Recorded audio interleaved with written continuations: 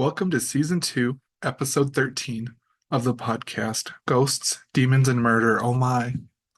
My name is Hayden Crook, and I'll be your host for today's episode on the Hinterkaifeck Massacre.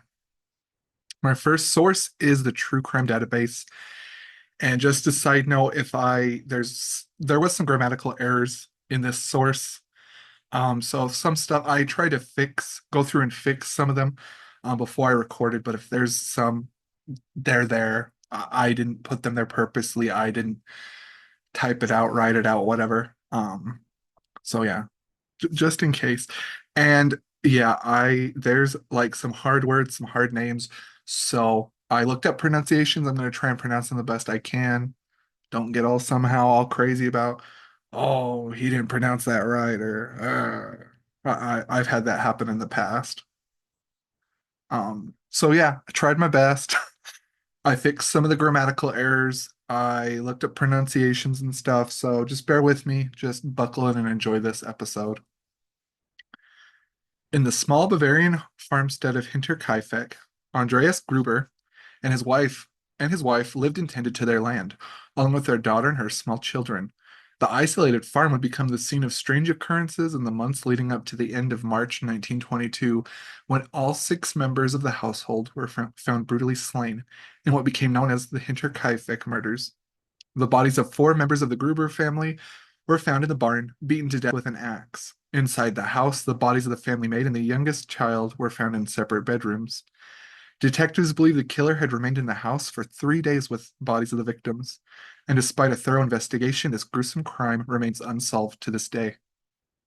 Hinterkaifeck Farmstead. The farm at Hinterkaifeck was built around 1863 and had been owned by the Gruber family.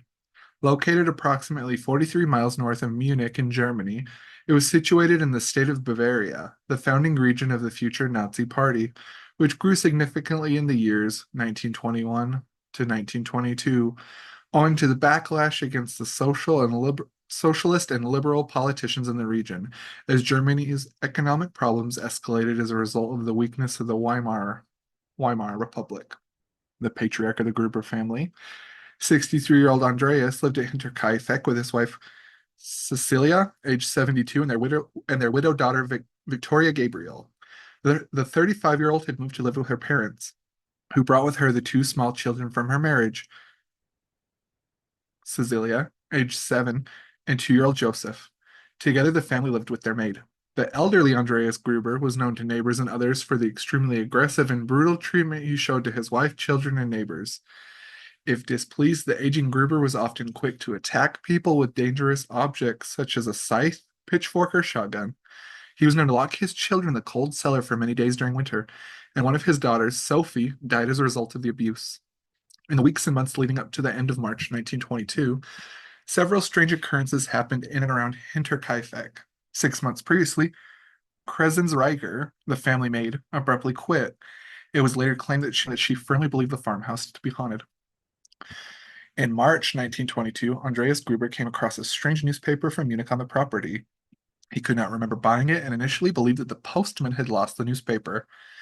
However, as no one in the vicinity subscribed to the paper, its appearance was puzzling. Equally as strange was the disappearance of a key to the farmhouse that mysteriously vanished. Just days before the fateful night of March 31st, Gruber told neighbors he discovered tracks in the fresh snow. He said that these footprints led from the forest to a broken door lock in the farm's machine room. Later during that night, the family reportedly heard footsteps in the attic, but when Gruber went to investigate, he found no one when he searched the building. He went on to tell several people about these unnerving experiences, but refused any help and declined to inform the police. Another strange incident was reported by a school friend of the younger Cecilia Gabriel, who told the young girl that her mother, Victoria, had fled the farm the night of the Thursday, March 30th, after a violent quarrel with her parents, and was only located hours later, having been found in the surrounding forest. The next day, on the afternoon of Friday, March 31st, 1922, a new maid arrived at the Hinterkaifeck farmstead, Maria Baumgartner. She'd been escorted to Hinterkaifeck by her sister, who left the farm after a brief stay. It was likely that Baumgartner's sister was the last person to see the Gruber family and her sister alive. Hinterkaifeck, Medic murders. At some point during the late evening, Andreas and his wife Cecilia, along with their daughter Victoria and granddaughter Cecilia, were lured away from the house one at a time to the farmstead barn through the stable, where they were attacked and murdered. The killer or killers had used a mattock that belonged to the family farm, inflicting blows to the head. The perpetuator then went into the living quarters and, using the same murder weapon, set upon and killed the young Joseph while he slept in his bassinet, as well as Baumgartner, who was found in her bedchamber. The bodies of the family and their maid would remain undiscovered over the next 4 days. The day after the murders, on April 1st, two men arrived at Hinterkaifeck. When they knocked on the door with the intention of taking an order, coffee sellers Hans Shrivosky and Edward Shrivosky received no reply. Similarly, knocks on the window gained no response, and so the two men walked around the yard but found no one. The only thing they noticed was the gate to the machine house open, but suspected nothing, so they decided to leave. The school which 7-year-old Cecilia Gabriel attended became aware of her absence without excuse for the next few days, and people noticed that the family failed to show up at church for Sunday worship. On the morning of April 4th, local mechanic Albert Hoffner went to Hinterkaifeck to repair an engine. He later told police he had not seen anyone on the property, none of the family, and had heard nothing but the sounds of the farm animals and the howling of the family dog inside the barn. After waiting for an hour for Andreas to show, he decided to start his repairs, which were completed in roughly 4.5 hours.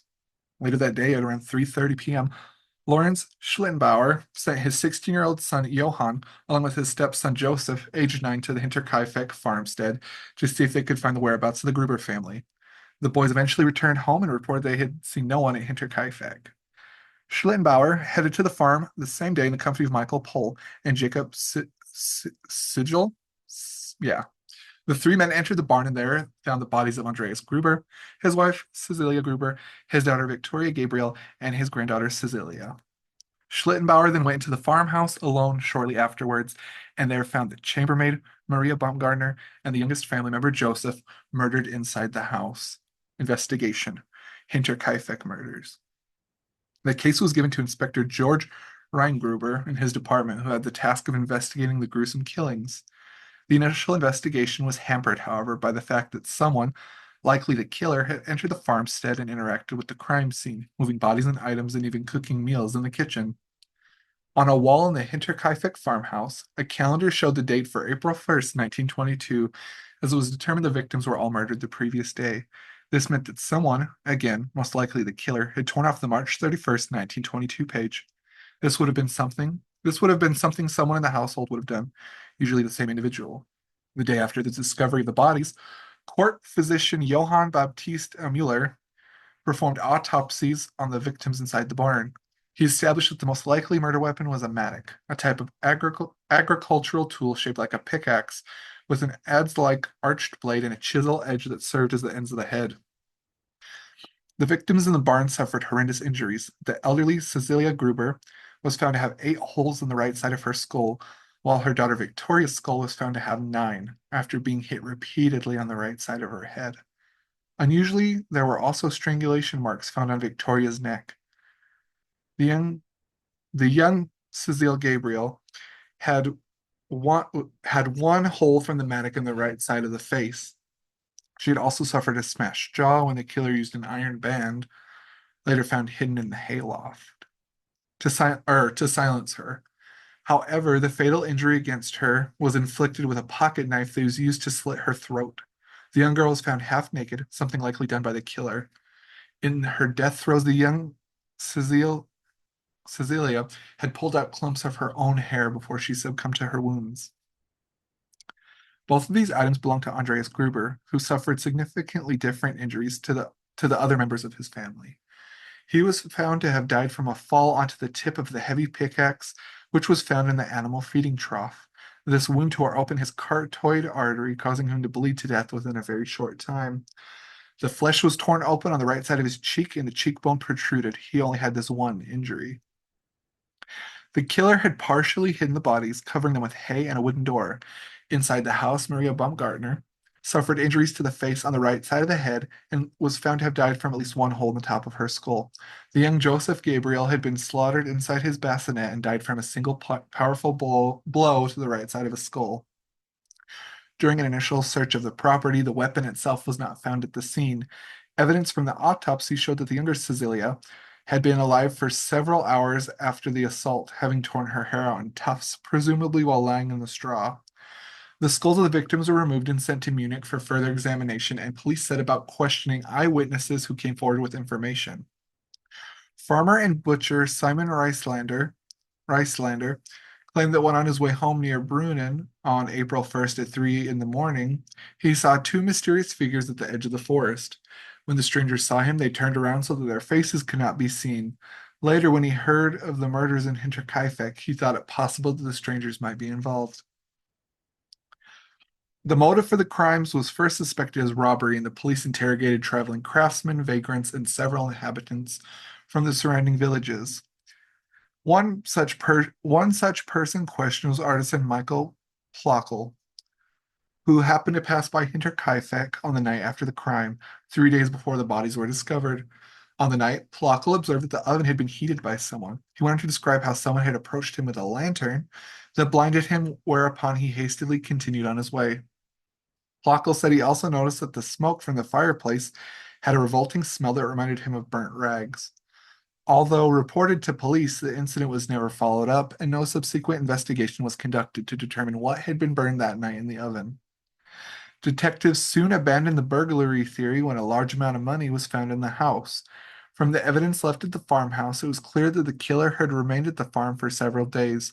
This was apparent because someone had fed the cattle, consumed the entire supply of bread from the kitchen, and had recently cut meat from the pantry. A further search of the house eventually yielded the murder weapon, found hidden in a cavity up above the kitchen in a false flooring space. Measuring 80 centimeters long, the mattock had been a design of Gruber, who fashioned it himself for use in killing cattle. The blade was mounted by clamps that were held together by a protruding 8 millimeter threaded screw, which caused brain damage to the animals when struck with the back of the tool. A search of the hayloft, where the band had been found, police discovered evidence that someone had been living there. Haystacks had been left behind, and whoever had been there had removed the roof tiles, presumably in order to keep a lookout for visitors.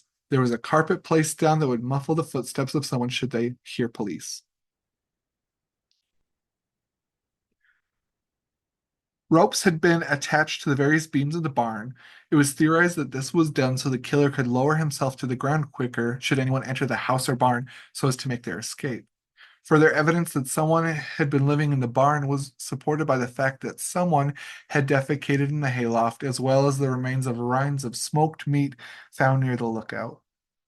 At the time, it was believed the victims had been lured to the barn by restlessness in the stable, resulting in noises from the animals. However, it was later determined that at least human screams from the barn could not be heard in the living area of the farmstead. With little to no evidence available at the crime scene that might offer police a clue to the killer's identity, detectives began to draw up a list of suspects. I'm gonna take a water break real quick. Okay. Hinterkaifeck suspects. One of the first suspects put forward was Carl Gabriel, the husband of widowed Victoria Gabriel. Although Gabriel had reportedly been killed by a shell attack in Arras, France in December 1914 during the First World War, his body had never been recovered. Shortly after the Hinterkaifeck murders, people began to speculate about whether he had in fact died in the war. Victoria had conceived and given birth to their son Joseph in her husband's absence, and the boy was rumored to have been the product of an incestuous relationship between Victoria and her father Andreas. Yikes. It had been documented in court and known in the village that Andreas had been raping his daughter, a crime of incest the town convicted them both, and for which Andreas served a year in prison. At the time, there was never any evidence that, oh, Gabriel had survived the First World War. However, after the end of the Second World War, German captives from the Schrobenhausen region who were released prematurely from Soviet captivity claimed that they had been sent home by a German-speaking Soviet officer. They went on to report this man claimed to be the Hinterkaifeck murderer. However, the credibility of some of the men was diminished when they later revised their statements. There was a strong theory that the German-speaking Soviet officer might have been Karl Gabriel, because those who claimed to have seen Gabriel after his reported death testified that he'd wanted to go to Russia. The question of the young Joseph Gabriel's paternity would also implicate another suspect in the Hinterkaifeck murders. Lorenz Schlittenbauer, the man who found the bodies of the Hinterkaifeck victims, was believed to have had a relationship with Victoria Gabriel shortly after the death of his first wife in 1918 and father Joseph. Speculation of the involvement of Schlittenbauer began early in the investigation by locals, owing to his suspicious activities immediately after the discovery of the bodies. When Schlittenbauer arrived to investigate the whereabouts of the Grubers, along with his friends Michael Pohl and Jacob Sigel, the three men had to break a gate to enter the barn because all the doors were locked. However, immediately after finding the four bodies in the barn, Schlittenbauer apparently unlocked the front door with a key and suspiciously entered the house alone. It was there he discovered the bodies of the maid Maria Baumgartner and Joseph Gabriel. A key to the house had previously gone missing several days before the murders. However, it is possible that because Schlittenbauer was a neighbor, as well as Victoria's potential lover, might have been given a key. When asked by his companions why he had chosen to go inside the house alone, when it was unclear if the murder might still be there, Schlittenbauer allegedly said he went to look for his son Joseph. While in the Gruber farmhouse, it is known that Schlittenbauer had disturbed the bodies at the crime scene in a way that might potentially compromise the investigation. For many years after the crime, Schlittenbauer remained the center of local suspicion because of his strange comments, which were seen as proof that he would know specific details that only the killer would know.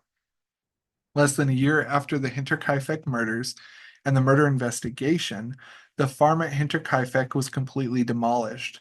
In 1925, local teacher Hans Blogger discovered Schlittenbauer visiting the remains of the demolished farmstead, and when they asked why he was there, Schlittenbauer stated that the perpetrator's attempt to bury the family's remains in the barn had been hindered by the frozen ground.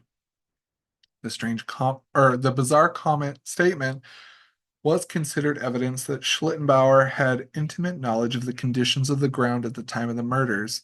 However, as a neighbor and someone familiar with the local land, he may have been making an educated guess as to why the bodies were left stacked atop one another in the barn, atop one another in the barn. For many years, people speculated that Schlittenbauer murdered the family after Victoria demanded financial support for young Joseph. Before his death in 1941, Schlittenbauer initiated and won several civil claims for slander against those people who described him as the murderer of Hinterkaifeck. If Schlittenbauer had knowledge of who committed the Hinterkaifeck murders, he took the secret with him to the grave. The testimony of Crescenz Reiger. The former maid Crescenz Reiger, who worked for the Gruber family at Hinterkaifeck from November 1920 to around September 1921, gave the names of several suspects to police. She suspected Anton Bickler, a yeah, a local man who had helped with the police helped with the potato harvest at Hinterkaifeck and therefore knew the premises.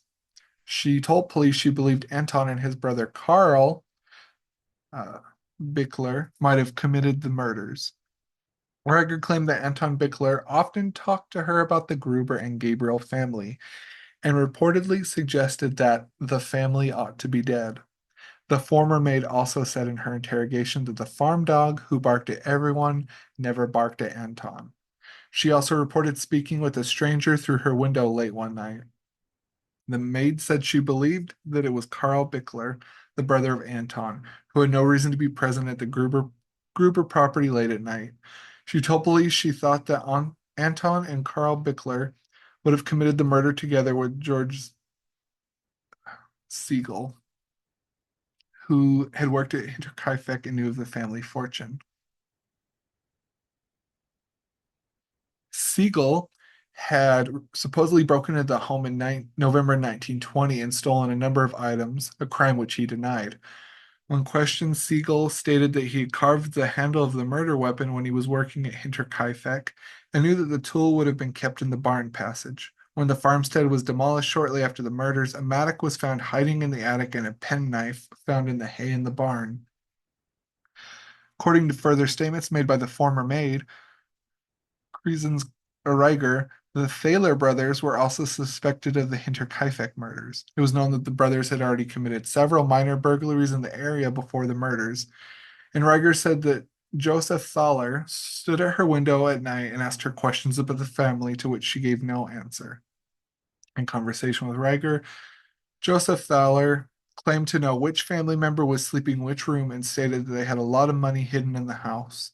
During the conversation, Reiger noted that there was another person nearby, but she could not identify who this person was.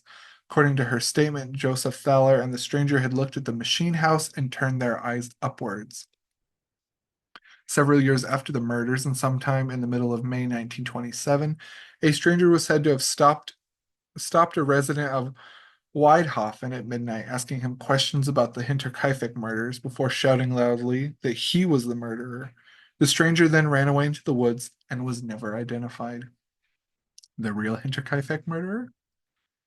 One theory puts the idea that Andreas Gruber, the patriarch of the Gruber Gabriel family, was the murderer who cold-bloodedly beat his family members to death. This would account for the way in which the killer seemingly remained at the farmstead for the next 3 days, with the elderly Gruber having nowhere else to go. He continued to tend to the farm and animals, cooked meals, and even tore off the new day on the calendar for April 1st, the day after the murders. The fact that someone was present on the farm was observed by several eyewitnesses, including coffee sellers Hans Shravosky and Edward Shravosky, who knocked the door and got no answer, and Michael Plockel, who was approached by someone in the dark, most likely Andreas Gruber. After After April 1st, there was no other reports of someone living at the farmhouse, as no one else visited the property until April 4th, so it was simply assumed that the killer had remained in the house for 3 days after the Hinterkaifeck murders. What is more likely is that Andreas Gruber met his fate inside the barn alongside the bodies of his family, killed by someone else the day after he committed the gruesome crimes. The identity of that person is unclear, but from the evidence and remarks made by Lorenz Schlittenbauer, he was most likely the father of Victoria's young son Joseph, not her father Andreas, as had been assumed by everyone. Since Andreas Gruber was known to be violent to his daughter, he would have beaten her and had he known the true paternity of his grandson. Victoria once told Lorenz Schlittenbauer, "That's a better thing, that I'm pregnant by father, otherwise he would beat me to death." It is suspected that Victoria was only allowed to meet with other men, such as Schlittenbauer, because she was already pregnant. The fact that she was beaten to death might indicate that Andreas Gruber learned the identity of Joseph's real father. That is possibly why Victoria and her parents had an argument, causing her to run away into the forest the night before the murders. When Andreas learned that he was not the father, he went into a rage and beat his family members to death, strangling Victoria before beating her to death with the mattock. His wife and the children were beaten as they attempted to intervene. After slitting the throat of his granddaughter, he either threw or lost his penknife in the straw. The young Cecilia was found half naked, and it was assumed the killer was responsible for carrying out an attempted rape of the 7-year-old. Andreas Gruber was a known rapist who abused his daughter, a crime for which he served time in prison. It is plausible to assume that the elderly Andreas had wanted to abuse his young granddaughter, but was prevented from doing so by either his wife or daughter, or even both, while they were alive. After initially attempting to bury the bodies and finding the ground frozen, Andreas Gruber spent the day of April 1st on his farm, tending to his duties but remaining inside the barn and out of sight whenever visitors arrived, such as mechanic Albert Hoffner, who reported seeing no one at the farm on the morning after the murders. He then removed the mattock from the barn and hid it in the attic space where it was later found. The fact that Schlittenbauer had known from his own later admission that the young Joseph was his own child, he went to the farm to speak with Victoria, as he had done many times in the past, and found no one at the house. It can be surmised that he then went to the barn and found the bodies of the Gruber Gabriel family, and in doing so surprised Andreas Gruber, who was found wearing his night clothes when his body was found. Knowing that his likely Knowing that his own son was likely also dead, Schlittenbauer went into the house and found the slain bodies of the maid and young Joseph. What happened next can be guessed by the injury suffered by Andreas Gruber. He either fell or was pushed by someone onto a heavy pickaxe, which severed his carotid artery. If this was Schlittenbauer, he may have watched as he bled to death. Returning home, Schlittenbauer waited several days before deciding what to do next. Knowing full well that Andreas Gruber, the killer of his family, was already dead by his hand, he sent his two young sons to investigate the farm, in the knowledge they would be safe from harm. When they returned with no news, he went himself, taking two friends as witnesses. He then entered the house with a key he had taken from Andreas Gruber, and for the second time found the body of his young son. Lawrence Schlittenbauer apparently kept his dark secret for many years after the Hinterkaifeck murders, telling no one of his involvement, but merely hinting at knowing more than anyone about the crime. He knew that the killer had tried to bury the bodies, but was thwarted by the frozen conditions as described to Hans Eublager in 1925. Water break. The Man from the Train. In recent years, a new theory had emerged, albeit one that has less supporting evidence from the culpability of Lawrence Schlittenbauer as a murderer. Put forward by author Bill James in his book The Man from the Train, which attempts to solve a series of grisly murders that occurred during the late 1800s and early 1900s in several different American states, all of which remained unsolved. In his book, James alleges that the killer was a German migrant by the name of Paul Mueller, who was the only suspect in the 1898 murder of a Massachusetts family. During his research into several unsolved axe murders, James trawled through American newspaper archives and came to the conclusion that the killer had used the train tracks as a method of traveling from one state to another in order to carry out the killings. Mueller's suspected crimes in the United States share some similarities to the Hinterkaifeck murders, such as the slaughter of an entire family in their isolated home, use of the blunt edge of a farm axe tool as a weapon, the moving and stacking bodies of the victims, and the apparent absence of robbery as a motive. The still unsolved Villisca axe murders were attributed to Mueller, in which a family were bludgeoned to death in their own home. The axe murders in America, which were at that time a common occurrence owing to the fact that most homes contained an axe for chopping wood, stopped before the first quarter of the century had ended.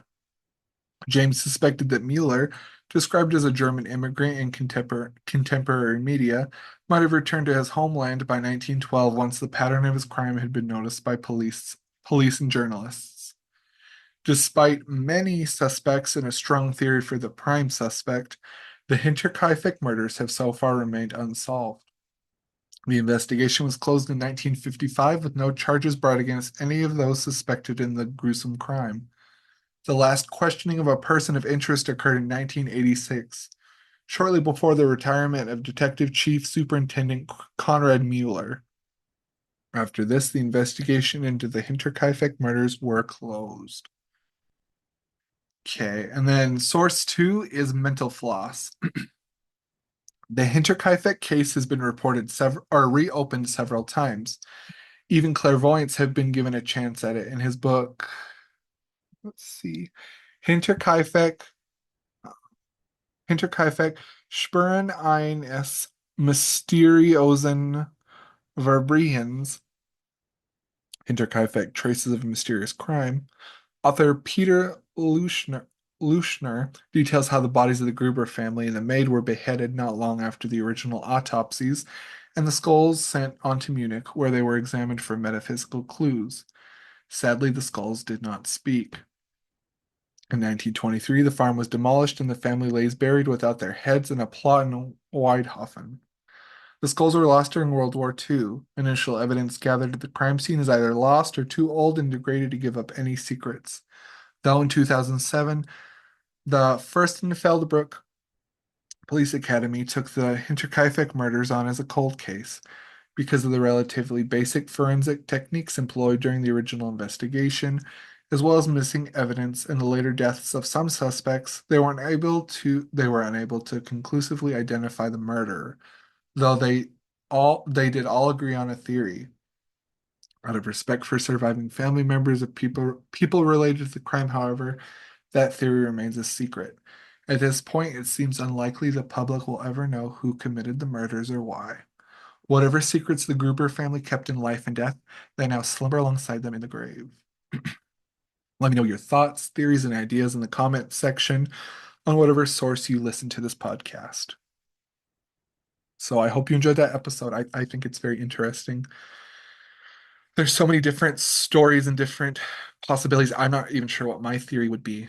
Um, Maybe that Andreas Gruber, the dad, did do all the murder, and then maybe he killed himself and fell on the axe, whatever. It's kind of what I'm leaning towards because I don't know. That really wouldn't make any sense for somebody, a stranger on a train, just to murder a family like that or their neighbors. Kind of sounds like Andreas Gruber was kind of an asshole and people didn't really come to the farm to visit and really didn't really seem like a people person. So I guess my theory is I think he killed the entire family and then completed suicide. That's going to be my theory for today, just based off the information from the sources and what I my research.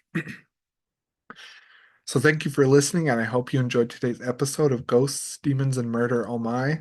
Make sure to subscribe to this podcast so you can get all the updates, information, and content that will be uploaded. Thank you for the support and for listening to my podcast. As always, I can be reached via email at haydencrook8@gmail.com.